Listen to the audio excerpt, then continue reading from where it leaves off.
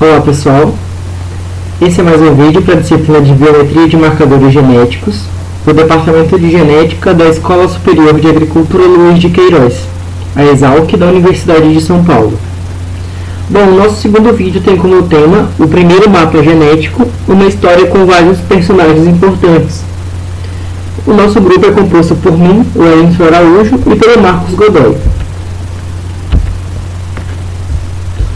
Bom, o primeiro personagem dessa história é o William Batterson, que é da Universidade de Cambridge. Batterson foi o primeiro a divulgar na Inglaterra as investigações de Mendel, tendo sido com seus trabalhos e publicações um grande defensor de todo o trabalho de Mendel e de toda a contribuição que esse trabalho tem para a genética. Ele era um dos grandes divulgadores, o qual viajou por vários países falando sobre, discutindo em vários simpósios e tudo mais sobre a teoria escrita por Mendel. E por que o William Batterson é tão importante nessa história, Na década de 1920, muito se falava sobre genes, sobre identidade, porém se perguntava, qual que era a função e onde que ele situava na célula. Havia várias discussões sobre isso e o trabalho de Mendel veio muito para poder falar um pouco mais sobre tudo isso. Então Batterson foi muito importante devido à grande divulgação nessa redescoberta desse trabalho. O nosso segundo personagem importante nessa história é Thomas Morgan, que é da Universidade de Columbia, no estado de Nova York, nos Estados Unidos. E Morgan era professor de zoologia e seu principal interesse era sobre embriologia, que era considerado por muitos como se fosse barulhento, ativo, obsessivo, excêntrico, com a mente meio agitada para aquela época. No início, ele não tinha muito interesse em como os genes eles eram, do que eles eram compostos, onde eles estavam localizados, como eles se organizavam. O que era importante mesmo para ele, e o que parecia ser imprevisível, era de como as informações embriológicas tão complexas poderiam estar armazenadas em unidades separadas no sistema da célula, de uma forma tão, para ele, considerada simples. Bom, nos anos de 1907, Batterson estava nos Estados Unidos, palestrando sobre os postulados de Mendel, todas as suas descobertas, e os dois se encontraram em Nova York. Segundo Batterson, Morgan era muito cabeça dura, que era uma pessoa que, enfim, tinha dificuldade de aceitar certas ideias. E pelo contrário, para Morgan, Batterson já era considerado como se fosse um bulldog de Mendel, era considerado como se fosse alguém altamente influenciado pelas ideias de Mendel. Então os dois tinham uma discussão ferrenha quanto a isso. Entretanto, diante de todos os dados que Batterson apresentava quando ele discutia o trabalho de Mendel, Morgan acabou se convencendo de tudo aquilo. Mas mesmo convencido, ele queria entender a existência física dos genes, como que isso se dava de fato. Segundo Morgan, ele estava interessado na hereditariedade e não primordialmente como uma formulação matemática. Segundo ele, os dados de Mendel e tudo aquilo que Batterson falava era de forma estatística muito convincente, mas para ele não existia uma certa coerência física e ele queria entender mais sobre como que essas características do gene podiam, em tese, fazer sentido, a partir do momento que surgiu a curiosidade, que ele passou de querer saber sobre um pouco mais de embriologia e querer entender um pouco mais sobre a genética, sobre os genes. O terceiro personagem dessa história é Theodore Boveri, da Universidade de Wurzburg. Boveri, ele trabalhava com ouriços do mar e mostrou que era necessário dispor todos os cromossomos presentes para que o desenvolvimento acontecesse do embrião. Então era necessário, dentro dos ouriços, que todos os cromossomos estivessem ali, para que assim tivesse um bom desenvolvimento do embrião. Essa descoberta aconteceu em 1890. Ele sugeriu que os genes residiam em um cromossomo, estruturas filiformes que se tornavam azuladas em contato com a mielina e que viviam no núcleo da célula. Outro personagem muito interessante nessa história é Nettie Stevens, que é da Universidade de Stanford. Stevens descobriu que alguns tipos de cromossomos são diferentes entre os sexos. foi a primeira a apontar que existe diferença entre os cromossomos, que esses poderiam estar ligados aos atributos físicos dos indivíduos, especialmente a diferença entre machos e fêmeas. Em 1905, analisando as células do bicho da farinha, Stevens ela demonstrou que a masculinidade das larvas era determinada por um único fator, o cromossomo Y, que só estava presente em embriões masculinos e nunca nos embriões femininos. No microscópio, ela conseguia perceber que o cromossomo Y era corado, assim como todos os outros, porém ele tinha um tamanho diferente, ele era menor do que o cromossomo X. Uma outra conclusão muito importante do trabalho de Stevens é que quando ela falou que era possível determinar o sexo pelo cromossomo, pelo único cromossomo, ela lançou a hipótese de que todos os genes estariam situados em cromossomos.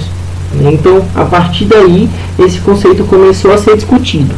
O que Morgan ele acreditava muito nos trabalhos de Boveri e de Stevens, mas ainda ele era ansioso pela descrição mais tangível do que era o gene. Boveri identificava o cromossomo como a residência fixa dos genes, e Stevens indicava como o sexo relativo ao cromossomo. Porém, outras dúvidas surgiam na cabeça de Morgan, como os genes se organizavam nos cromossomos, seriam enfileirados com um colar de pérola, possuía apenas um endereço no cromossomo, será se dois genes teriam uma parte em comum, ou os genes estão físico ou quimicamente ligados. Então, algumas questões rodeavam a cabeça de Morgan e fizeram com que ele conseguisse investigar um pouco mais sobre essas características. Morgan ele começou a investigar algumas questões, estudando um organismo modelo, no caso a mosca das frutas, que é Drosophila melanogaster, e por volta de 1905 ele começou a criar esses insetos.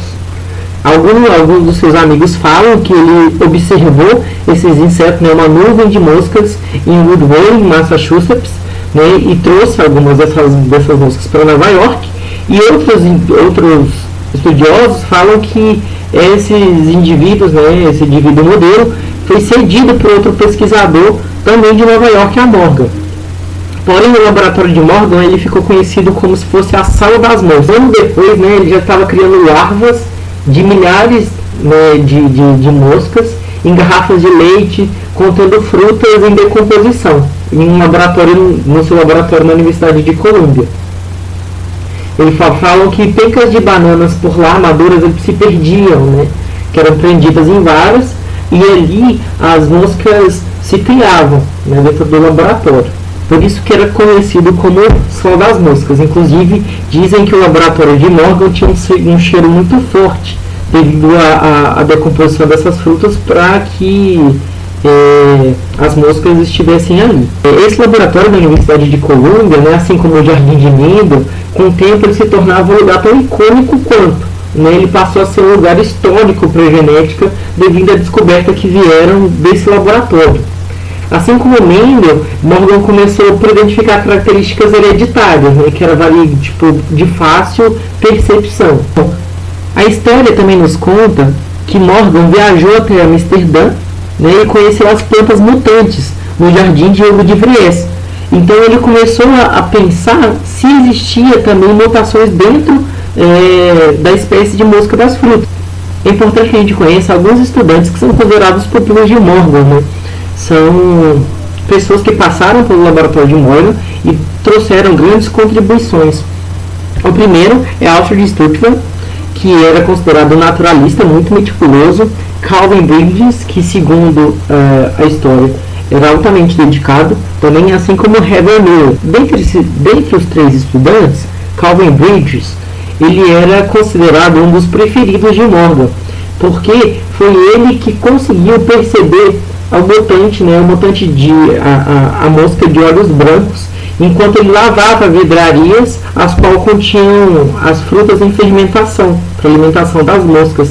Então, abertamente, Morgan considerava ele muito importante diante das pesquisas, porque a partir daí ele conseguiu perceber o mutante, né, das moscas que tinha, né, que possuía os olhos brancos.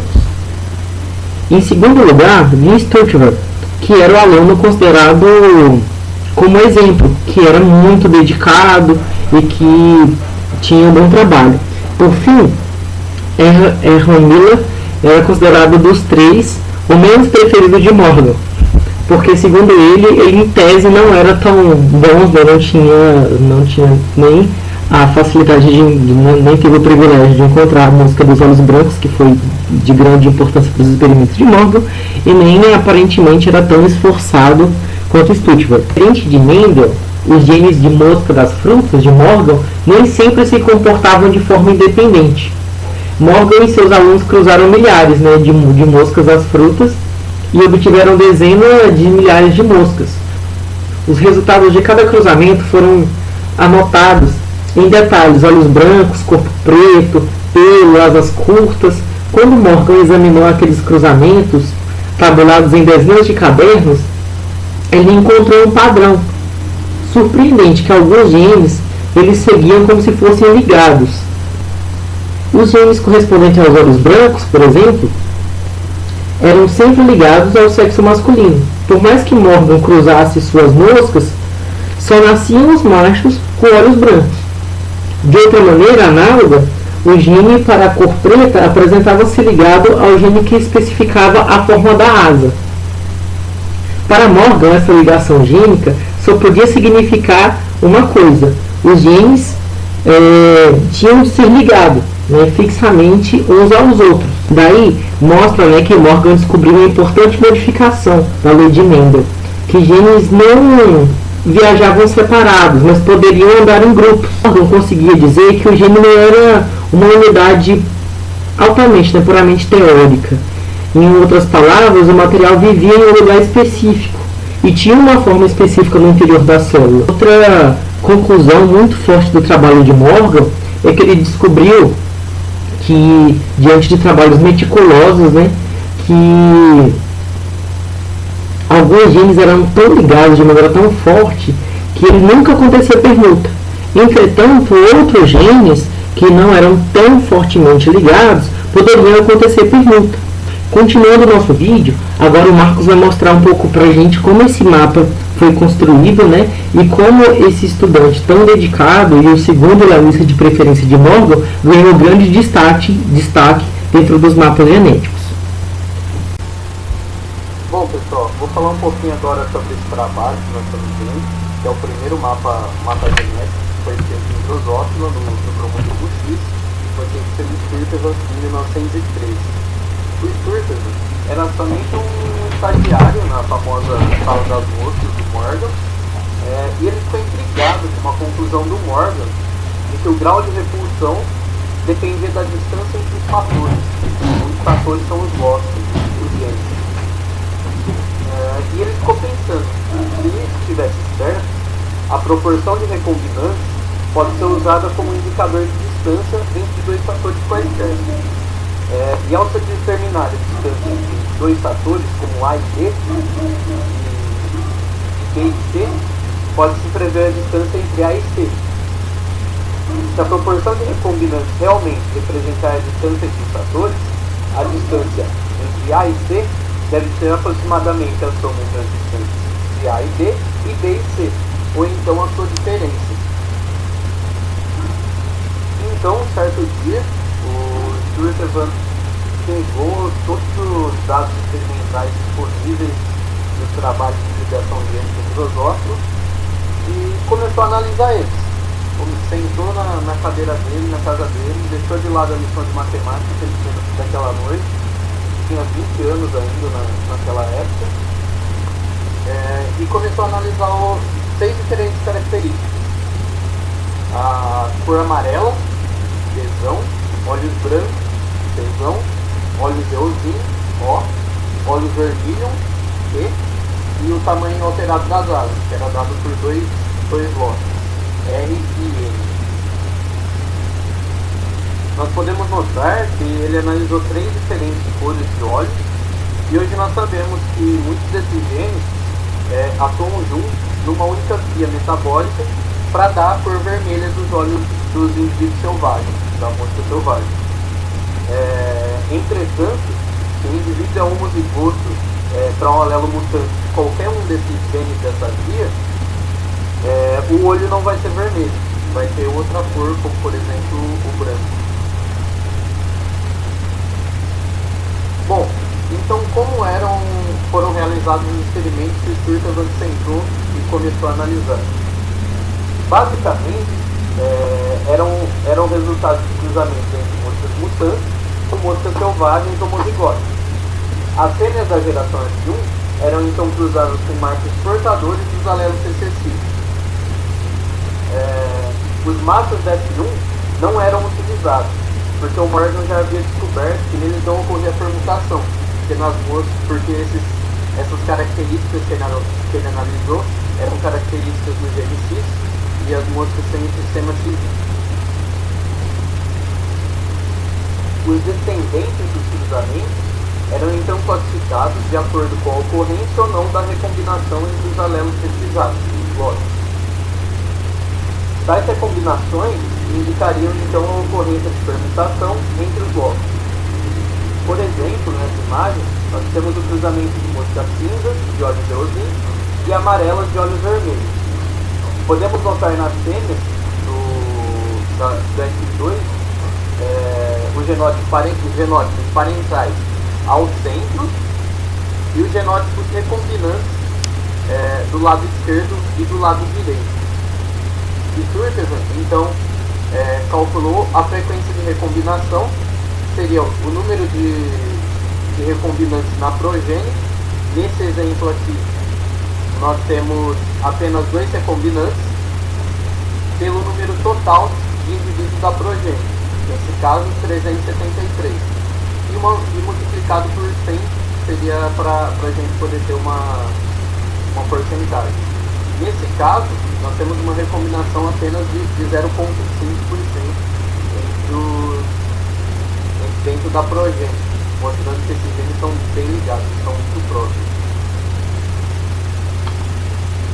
Com os dados em mão, o Sturtevant então encontrou uma fração de recombinação entre os genes C e P de aproximadamente 30%, como podemos ver aqui na imagem.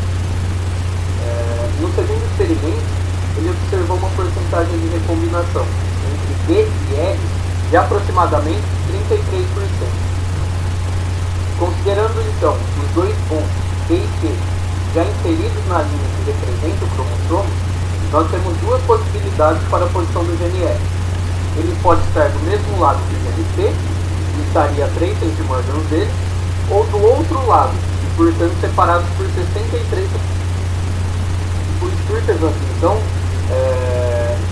viu a taxa de recombinância entre P e R e observou uma taxa de aproximadamente 3%, mostrando que os dois estavam muito próximos e quase sempre eram herdados conjuntamente, evidenciando que eles estavam do mesmo lado do cromossomo, como podemos observar aqui na imagem.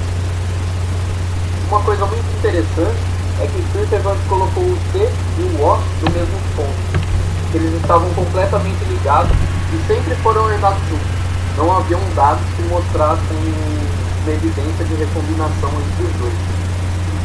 E esse então foi o primeiro mapa genético construído, quando o Sturtevant pegou, deixou sua tarefa de matemática de lado e se debruçou sobre os dados